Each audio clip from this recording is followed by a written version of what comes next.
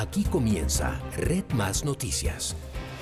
De nuevo le damos a ustedes las buenas noches y la bienvenida. Empezamos hoy con noticias desde la capital, porque los bogotanos fueron sorprendidos con la historia de dos jóvenes que habían estado la misma noche en un establecimiento nocturno de la localidad de Fontibón, esto en el occidente de Bogotá. Estos jóvenes fallecieron con 2 días, Giovanni, de diferencia. Así es, Paula. La Secretaría de Salud de Bogotá confirmó que las muertes tuvieron que ver con la bacteria llamada meningococo, que produce la meningitis. Los fallecimientos ocurrieron en un amanecedero que ya está en la mira de las autoridades. La Secretaría de Salud confirmó que la muerte de Diana Buitrago, de 25 años, y la de otro joven, que estuvieron en este billar de Fontibón Centro la semana pasada, no se debió al consumo de licor adulterado, como se había rumorado inicialmente. Son 2 casos relacionados con una meningitis por una bacteria que principalmente se adquiere por contacto estrecho y sostenido entre una persona que está infectada y una persona susceptible. Y esta bacteria genera una infección, una vez se adquiere genera una infección en el cuerpo que puede llegar a afectar el cerebro y generalmente tiene síntomas neurológicos.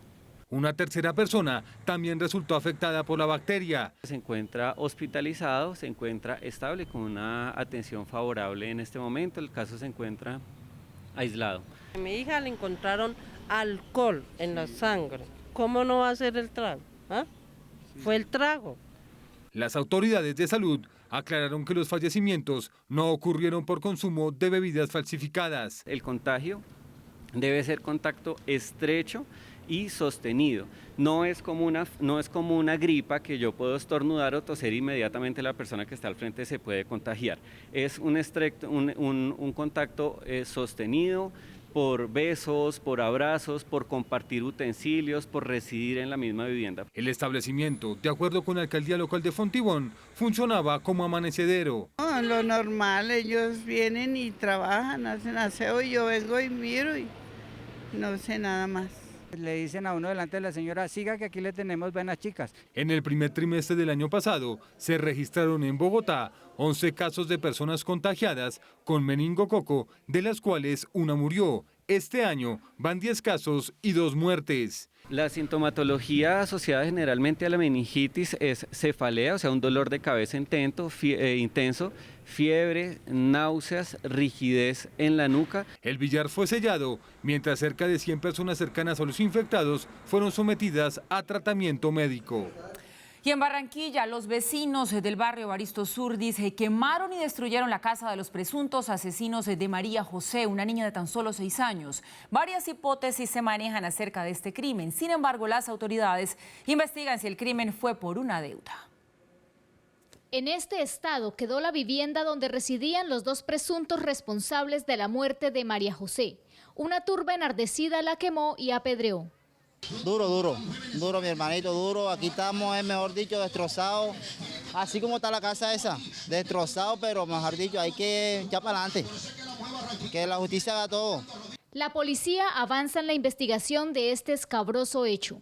Ese individuo, por invitación de uno de los familiares de este joven, le ofrecen 500.000 pesos para cegarle la vida a María José. No obstante, la familia hizo una petición puntual a la justicia. Indignidad total en toda la comunidad y en mi familia más que todo. No sé, no queremos que se haga justicia y que el hecho no quede en la impunidad. Por este hecho, un joven de 16 años fue aprehendido como autor material. Este menor de edad incriminó como autor intelectual a José Chapman, su tío. Luego de ser detenido, en audiencia el juez de control de garantías legalizó su captura. El ministro de Defensa, Guillermo Botero, respondió a las denuncias de The New York Times. Dijo que el artículo carece de argumentos sólidos. Sin embargo, el ejército retirará la directriz revelada por el periódico estadounidense. Ante las denuncias de The New York Times, el ministro de Defensa pidió a las autoridades judiciales investigar si existen presiones en el ejército para doblegar el número de muertos en combate. Le solicité a la Fiscalía General de la Nación que hiciera una investigación sobre estas denuncias que aparecen en ese medio, en el sentido de que si había personas que estaban siendo presionadas para dar muerte a algunos, por favor lo denuncien y lo pongan en conocimiento de las autoridades competentes. Sin embargo, para Botero hay imprecisiones en el artículo del diario estadounidense. Aquí de oídas que el uno dijo, que el otro no dijo, que el correveidile, me parece que no son unos argumentos suficientemente sólidos para poner en duda la extraordinaria labor que tiene el ejército colombiano. Explicó que desde el 2007 existe una directiva que privilegia las desmovilizaciones sobre las capturas y bajas. Lo ideal y lo que promueve la fuerza pública es que las personas se desmovilicen. Aquellos que no se quieren desmovilizar serán capturados y las personas que se resistan a las capturas o que de alguna manera ataquen a la fuerza pública pueden ser dados de baja en combate. Y que los incentivos para la fuerza pública están contemplados por ley. Está arreglado que es por ley y que esa ley como tal continúa vigente y no hay ninguna pretensión por parte de este gobierno de cambiarlo. A su turno, el comandante de las fuerzas militares explicó la orden a sus hombres sobre lanzar operaciones con entre un 60 y 70% de credibilidad y exactitud. No hay absolutamente ningún blanco, ningún objetivo que nosotros vayamos que no tenga un sustento de una investigación judicial. Quiere decir que esto es un proceso de Estado, es un proceso serio, es un proceso responsable. Mientras que el comandante del ejército aclaró por qué le pidió a sus subalternos proyectar la meta de desmovilizados, capturados y muertos en combate para este año. Cada uno de los comandantes se trazó y se fijó sus objetivos para el año 2019. Simplemente es una autocrítica. No hemos retirado a nadie del servicio, no hemos trasladado a nadie. El ministro de Defensa afirmó que el periodista de The New York Times, Nicholas Casey, puede volver a Colombia, pues tiene su seguridad garantizada. En las últimas horas se conoció que la cuestionada directriz del ejército será retirada. La publicación del periodista Nicholas Casey en el periódico New York Times sigue generando polémica tras los señalamientos contra miembros de las fuerzas militares de Colombia. Frente a la controversia de si el periodista debió desde el principio mostrar el documento al que hacía referencia su artículo, consultamos con expertos su opinión. El artículo publicado por el reconocido periódico estadounidense New York Times, titulado "Las órdenes de lealtad del ejército colombiano ponen en riesgo a los civiles según oficiales", ha generado gran controversia en el país. En 1886 palabras, el periodista planteó que el comandante del ejército ordenó a través de una directriz duplicar la cantidad de operaciones contra criminales e insurgentes que aún siguen poniendo en jaque a varias zonas del país. A inicios de año, los generales y coroneles colombianos se reunieron y se les pidió que firmaran un compromiso por escrito para intensificar los ataques. El periodista aseguró que tuvo acceso a los documentos que demostrarían las órdenes, más los testimonios de 3 oficiales de alto rango que hablaron sobre esas medidas, bajo el fantasma de lo que se vivió en la época de los mal llamados falsos positivos o asesinatos extrajudiciales. Hemos regresado a lo que estábamos haciendo antes, dijo uno de los oficiales, quienes hablaron con la condición de mantener su anonimato por temor a las represalias de sus superiores. Frente a estas acusaciones, varios sectores cuestionaron que en el artículo no se publicaran los documentos oficiales y surge la pregunta de si era una obligación o no hacerlo. No es necesario divulgar toda la información,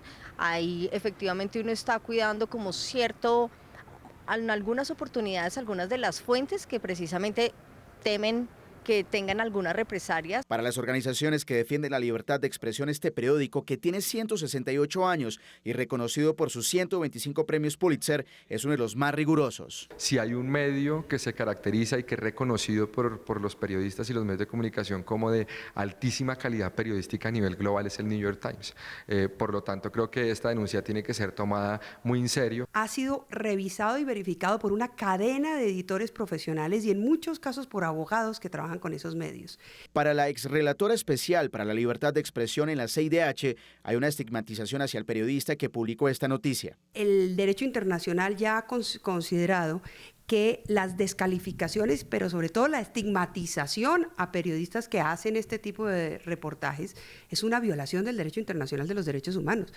Genera un ambiente absolutamente nocivo para el ejercicio del periodismo. En un mundo invadido por las fake news y los ataques a los periodistas por algunos sectores, se viene generando un problema en la credibilidad. Lamentablemente, Desde el 2017 estamos viviendo en Colombia y en el mundo, pero muy particularmente en Colombia, la manera como los políticos están insuflando odio contra los periodistas, como si los periodistas fueran responsables de la realidad que ellos mismos producen.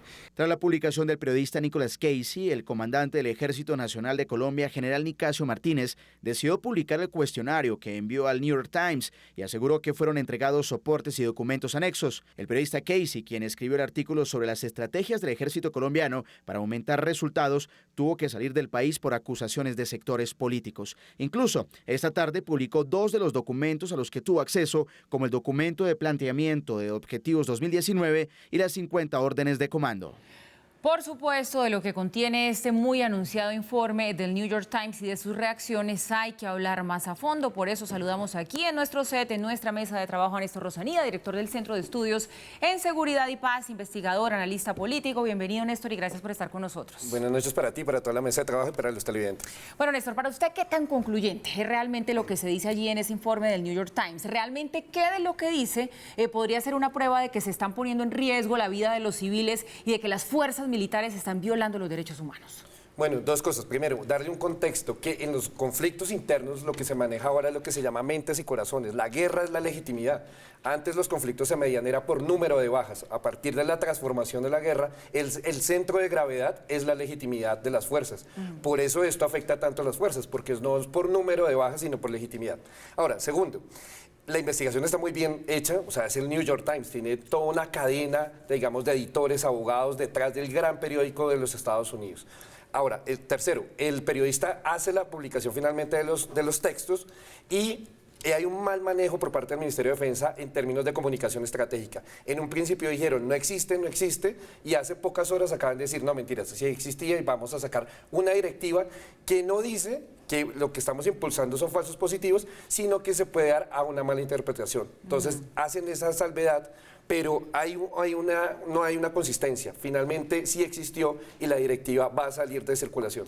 Néstor, la gran pregunta que enfrenta en este momento el gobierno de Iván Duque frente a la comunidad internacional y frente a los mismos colombianos es si esa directriz venía desde el gobierno o no. Si uno ve la secuencia de las notas que presentamos nosotros, aparece en primera instancia el ministro de Defensa defendiendo esa teoría que usted plantea de mentes y corazones, antes que conteo de cuerpos. Lo decía el ministro de Defensa, en primera instancia privilegiamos que haya desmovilizados, en segunda instancia capturados y finalmente, si no es posible que haya desmovilizaciones y capturas, pues entonces que haya bajas. Ese es como el orden de lo que busca hoy en día una guerra y lo que busca el Ministerio de Defensa.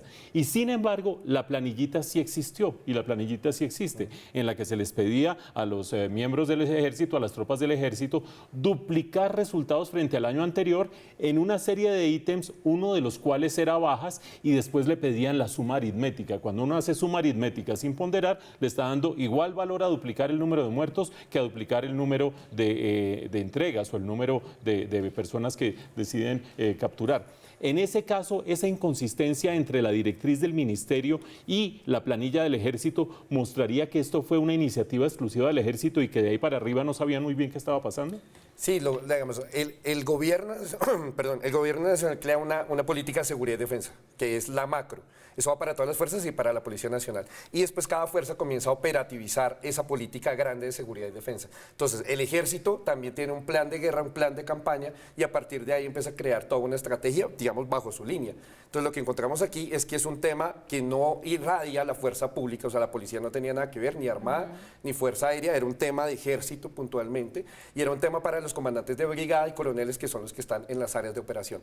Entonces, es un tema autónomo y una directiva es una figura por medio de cual se da una comunicación interna dentro de la tropa. Entonces, la directiva finalmente sí existe. Ahora, lo que tú dices, y que es lo preocupante, es que haya un conteo de bajas del año anterior a este año. Entonces, eso es lo que es riesgoso, pero ya a partir de esto, el comandante del ejército acaba de decir que esa directiva va a desaparecer de las fuerzas militares. O sea, es un campanazo de alerta. Ahora, lo segundo, nosotros empezamos rápidamente a ver conteo, número de bajas a nivel nacional, y no hay un ascenso, o sea, no hay un número que diga que en Colombia en este momento hayan falsos positivos. Se esté premiando, digamos. Se esté premiando, que haya algo.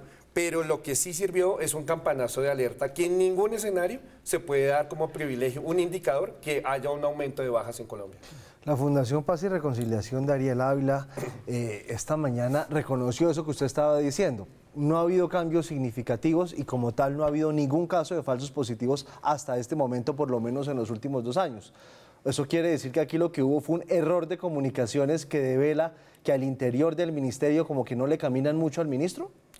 Creo que error de comunicaciones hoy en cuanto a cómo se manejó la información, porque decir que no existía y sobre las final de la tarde retirarla, entonces finalmente sí existía, o sea, ahí hay un error interno de comunicación.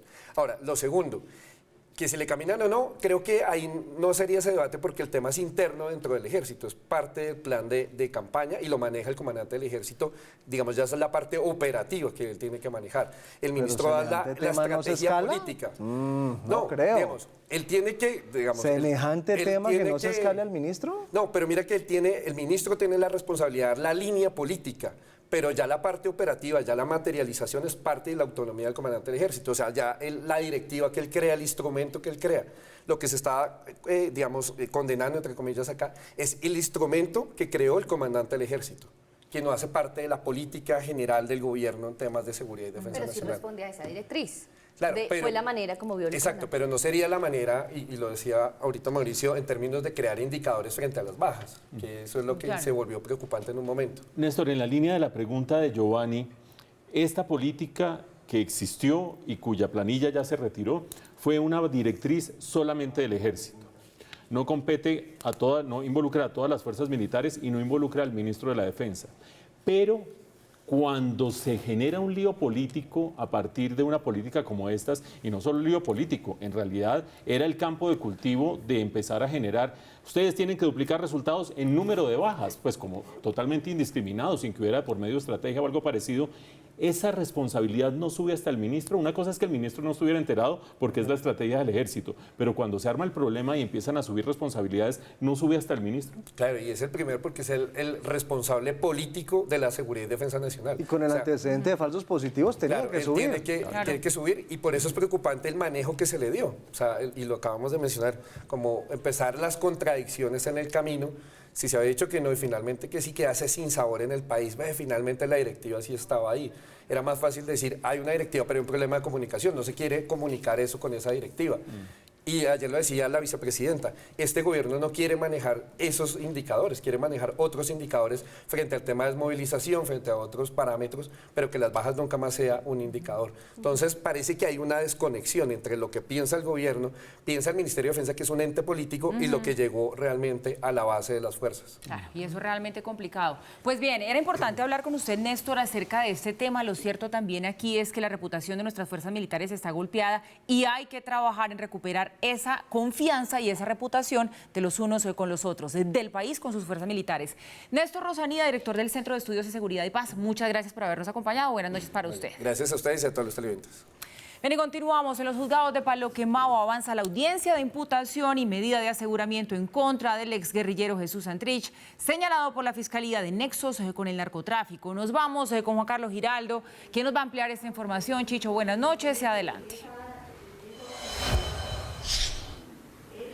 Paula, buenas noches. Pues a esta hora, como usted lo manifiesta, se lleva a cabo la audiencia en la que se revelarían pruebas de la captura de Jesús Santrich, pruebas que algunas de ellas ya conocía del país, como el video en el que se le ve junto a Marlon Marín y 12 personas que harían de agentes infiltrados. También la declaración de Marín, sobrino de Iván Márquez, desde Estados Unidos, en la que cuenta detalles de cómo se habría dado esa operación para enviar más de 10 toneladas de cocaína a los Estados Unidos, declaración que duró más de 3 horas y media. Sin embargo, en este momento, pues eso no se ha podido llevar a cabo. La juez resuelve un impedimento y una recusación que se presentó en su contra por parte de la defensa de Jesús Santrich. A continuación veamos lo que ha transcurrido en más de estas 5 horas de jornada de audiencias en Palo Quemado. En una nueva jornada maratónica, medios de comunicación de todo el país y del mundo aguardaban en Palo Quemado la llegada por primera vez de un excomandante de la desmovilizada FARC. Santrich, recapturado el pasado viernes después de escasos minutos en libertad y después de estar hospitalizado, salía de los calabozos del búnker a las 2 de la tarde con rumbo a los juzgados.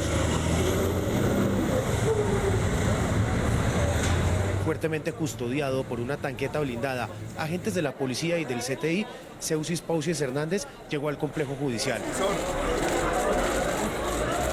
¡Viva la soberanía de Colombia! ¡Que viva la soberanía de Colombia! Afuera, seguidores del exguerrillero, medios nacionales e internacionales tratando de hacer la mejor toma de Santrich.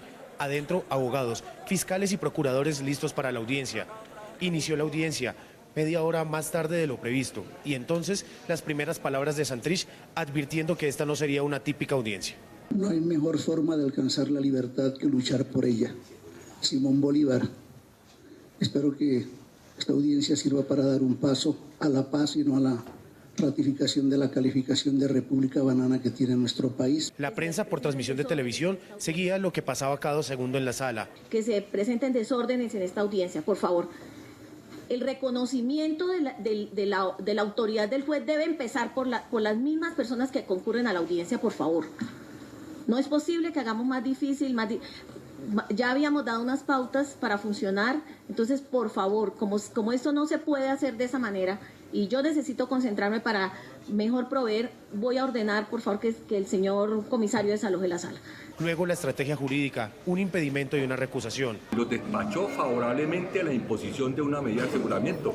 Entonces, en el criterio de la defensa, la juez ya prejuzgó sobre qué procedía la medida de aseguramiento. La Fiscalía imputará a Santrich los delitos de concierto para delinquir con fines de narcotráfico y narcotráfico.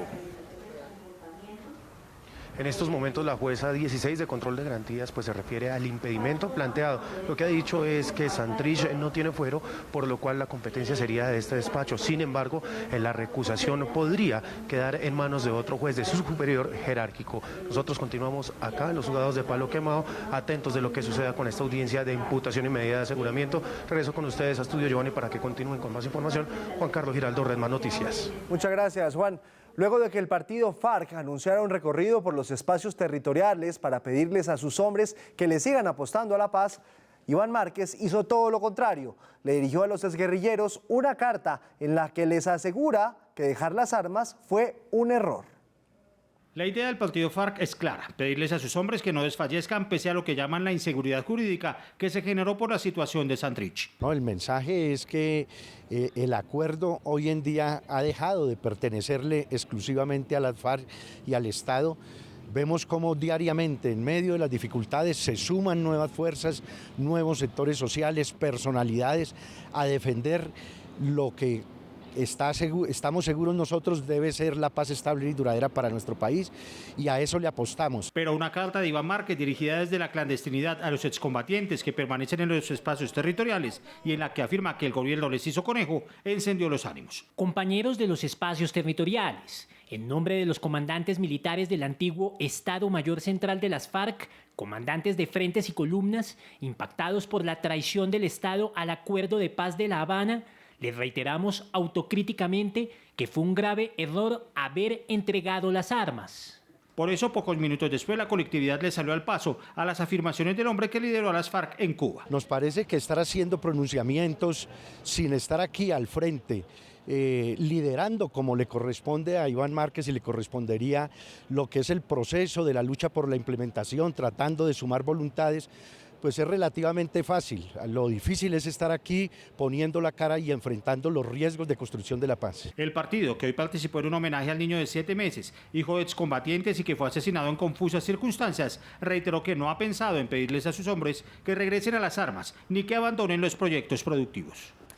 Y la JEP aceptó esta tarde la apelación interpuesta por la Procuraduría General en el caso Santrich. El Ministerio Público tiene plazo hasta el 24 de mayo para sustentar sus argumentos de fondo. La Procuraduría, que confirmó que incluyó dentro de la apelación el nuevo video de Santrich con supuestos narcos mexicanos, nombró un agente especial que revise en detalle el procedimiento de recaptura del ex guerrillero. ¿Trabajan con la serie?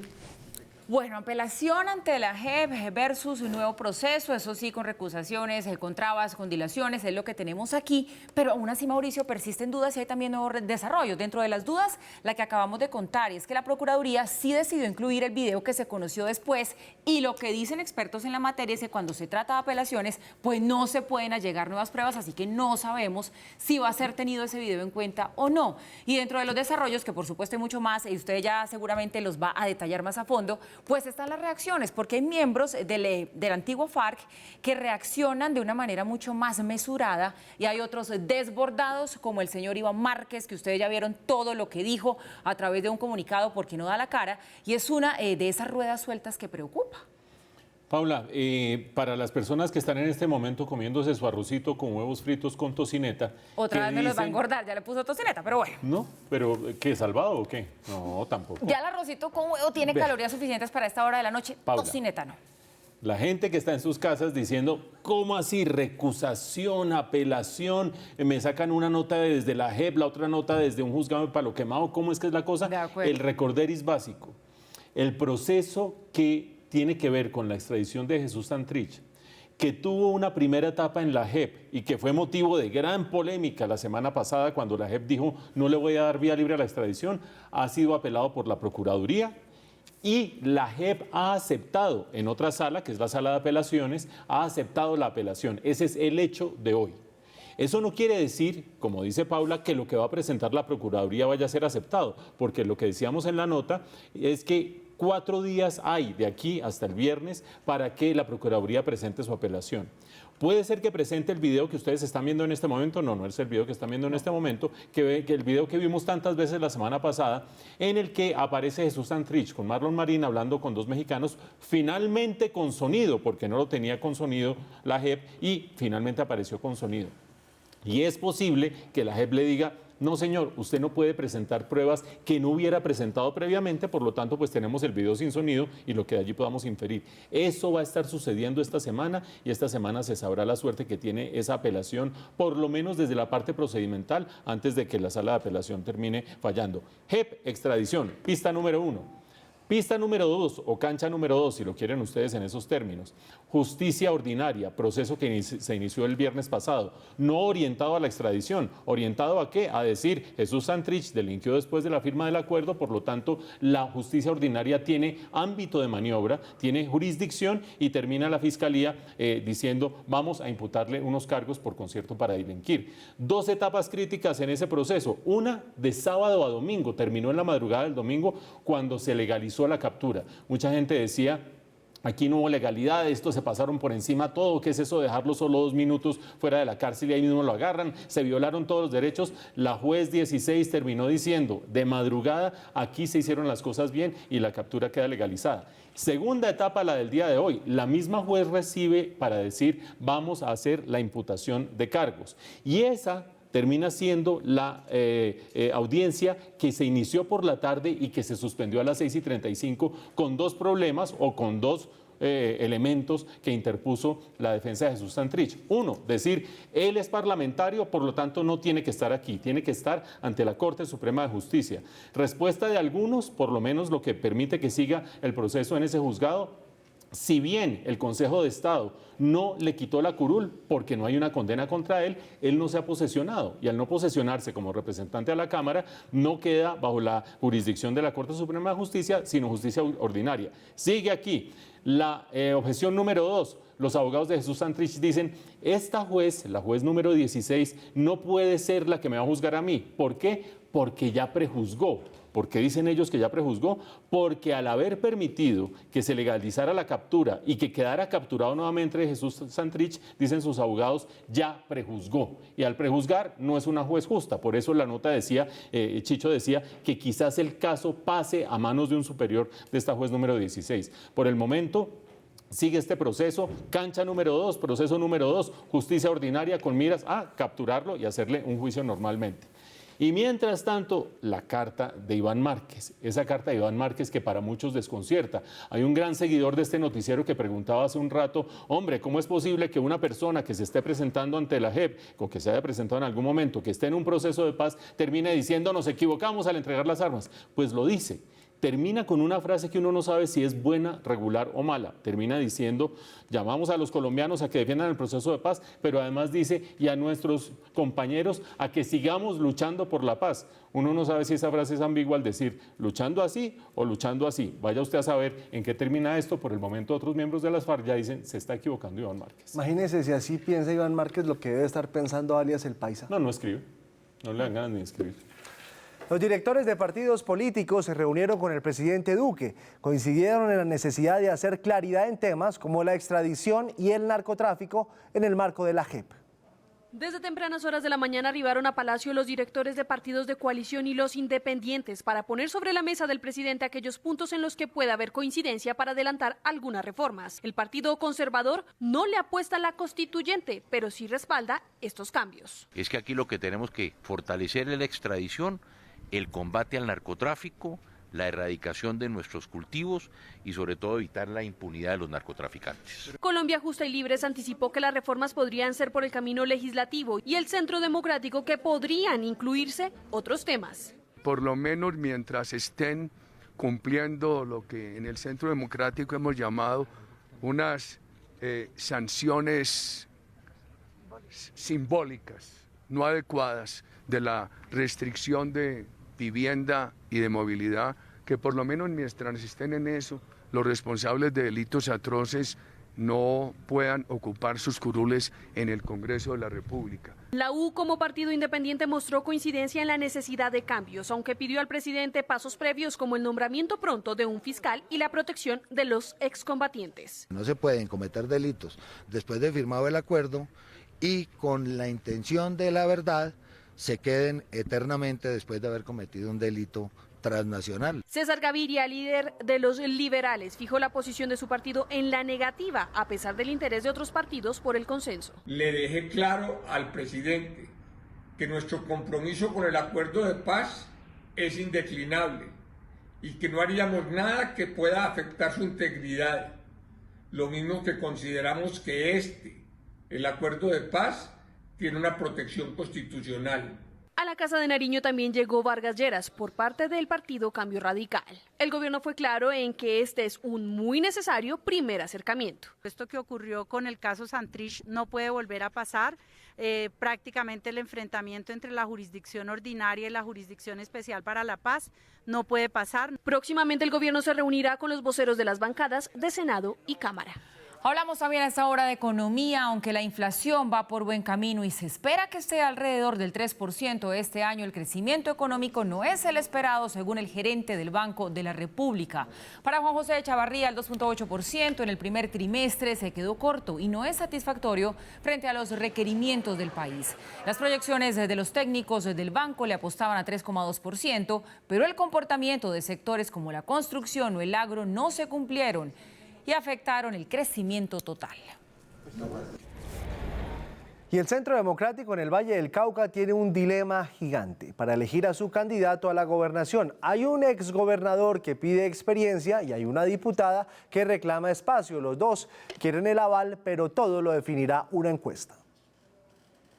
Francisco Lourido ya fue gobernador del Valle del Cauca y tendría el respaldo del senador Álvaro Uribe, mientras que la diputada Juanita Cataño, acérrima opositora de la actual mandataria Dylan Francisca Toro, busca un aire nuevo para gobernar el departamento. Pero el dilema entre los aspirantes uribistas es que ninguno quiere declinar. El vallecaucano tiene que pensar en votar en una forma seria, no por pasiones ni por juventud.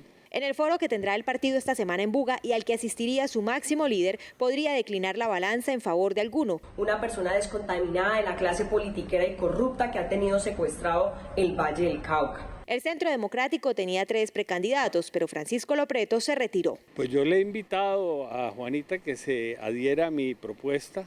No me adheriré a ninguna campaña, puesto que mi aspiración es legítima. La encuesta será la próxima semana vía telefónica y podrán participar los 20.000 inscritos al partido del uribismo en el Valle. Tras decidirse quién queda de candidato, el dilema después son las alianzas. Y atención a esto, la Secretaría de Movilidad anunció alivios para los deudores de comparendos de tránsito en Bogotá.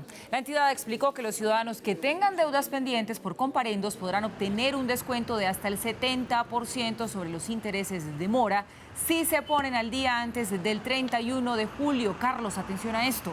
Quienes lo hagan antes del 31 de octubre tendrán un descuento del 50% sobre los intereses. Para tener el volante de pago se podrá ingresar a la página de la Secretaría de Movilidad.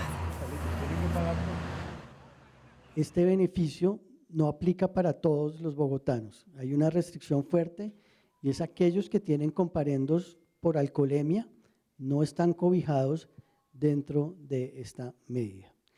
Aquí Carlitos estaba tomando nota. El juez segundo administrativo de Bogotá anuló el decreto con el que el entonces alcalde Gustavo Petro modificó el POT. En la decisión argumenta que Petro se extralimitó en sus competencias al expedir el decreto, pues se trata de una facultad del Consejo de Bogotá.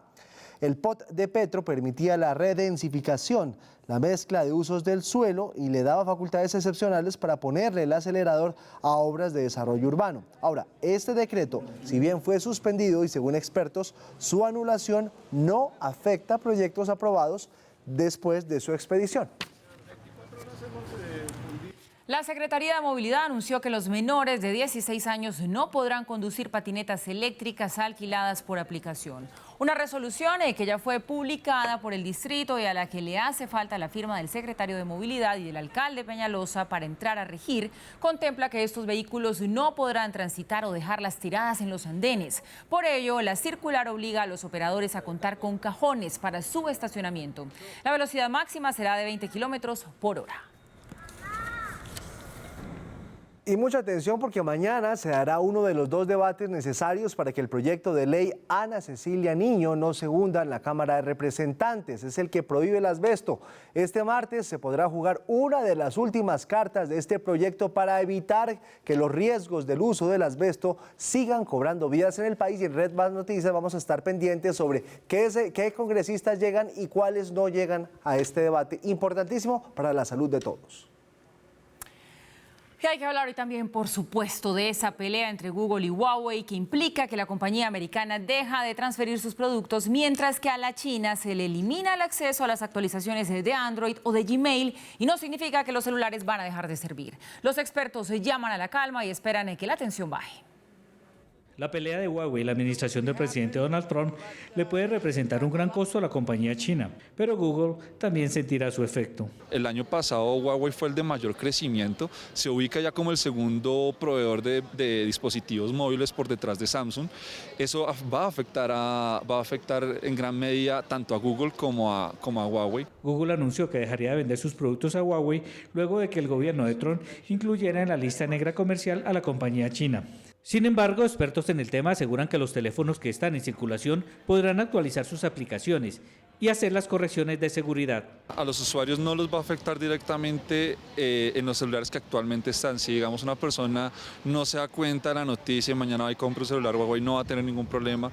Los efectos se verán en la próxima versión de Android de Google, que no estará disponible para Huawei, razón por la cual servidores como YouTube, Maps o el correo electrónico de Gmail no harán parte de la oferta de los celulares de la marca china. Además, a través de un comunicado, la compañía Huawei informó que seguirá entregando actualizaciones de seguridad y servicio postventa en todos los teléfonos y tabletas que llevan su marca. Mucha atención, vamos a la audiencia de la JEP. Ya se encuentra Juan Carlos Giraldo porque hay noticia. Chicho, adelante. ¿Aceptaron la recusación que puso la defensa de Santrich? Así es, Giovanni, pues lo que acaba de definir la juez es que le envía el caso a la Corte Suprema de Justicia. Dice ella, yo misma no tengo certeza de quién tiene la competencia, por eso en aras de la garantía le pido a la Corte Suprema que defina si es su juez natural en el caso de Jesús Santrich o si es la Corte como máximo tribunal ordinario la que debe adelantar este caso de imputación y medida de aseguramiento. La recusación presentada por la defensa fue rechazada. Vamos a cambiar de tema y mejor nos agendamos con un buen plan para las mujeres. Este próximo sábado 25 de mayo, Bogotá será escenario de la 5ª versión del Congreso Mujer Saludable. Son 10 conferencias dictadas por profesionales de la salud, 4 talleres y un festival fitness, digamos que son algunas de las actividades que abarca este Congreso Mujer Saludable, un espacio especial donde se tratarán temas de cuidados hormonales, psicología, nutrición, mujeres empoderadas y medicina alternativa. Este es un congreso que nació en México en 2017 y llega este año por primera vez a Colombia. El dinero que recaudemos se va a donar al hogar Monserrate de Chocontá, que es de unas hermanas, se llaman Hermanas del Siervo de Sagrado Corazón de Jesús, es un nombre un poquito largo. Hay hermanas mexicanas y hermanas colombianas ahí y hacen una labor muy bonita por niños con problemas de familia, con problemas de hogar y con problemas de violencia. Y para cerrar esta emisión de lunes tenemos escándalo en Holanda y lo compartimos con ustedes. La reina Máxima Zorreguieta, esposa del rey Guillermo, la descubrieron bailando flamenco. Miren, ahí están las imágenes. Divina Máxima. Mientras disfrutaba de la feria de abril en la capital de Andalucía, en Sevilla, España.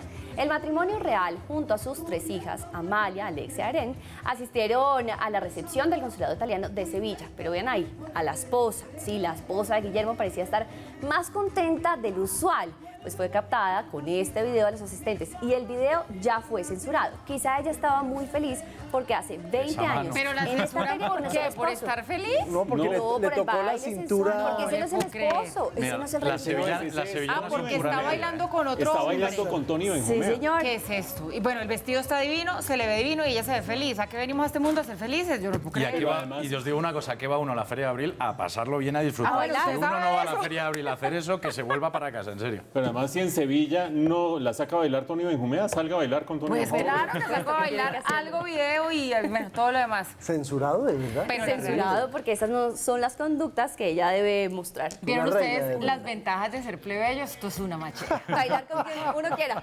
Fantástico. Llegamos así al final de esta emisión. Recuerden, mañana desde las 6 de la mañana toda la información y las noticias con Darío Arismendi, Juan Lozano y todo el equipo que hace parte de esta alianza informativa de Caracol Radio y Red. Más noticias, que descansen. Bueno, y se ven con ustedes mañana. Yo me voy a ausentar unos días a un trabajo de campo, pero vuelvo la otra semana. Los plebeyos no tienen ni avión, ni Pero limusina, ¿cómo ni pasamos tanta de plata, bueno? Paula. ¿Cómo pasamos de bueno? Lo bueno de ser plebeyo, me despido durante unos días. No, pero no voy de vacaciones, voy a trabajar.